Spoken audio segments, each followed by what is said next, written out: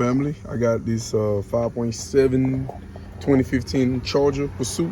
I bought this at an auction, and when I originally bought it at the police auction, the lifters, everything was just going crazy, rattling, and the engine wouldn't go nowhere. So basically the whole engine had to be rebuilt. I rebuilt it, but the mistake that I made, I bought the aftermarket lifters. Everything I bought was aftermarket, and those 5.7, for some reason, you gotta use the original Mopars. I don't care how long you soak those lifters, it ain't gonna do it no good.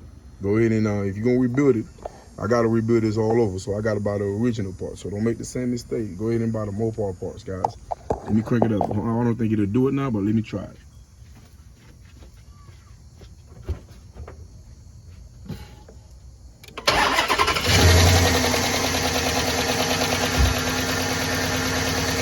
As you can hear it, you hear this tapping noise.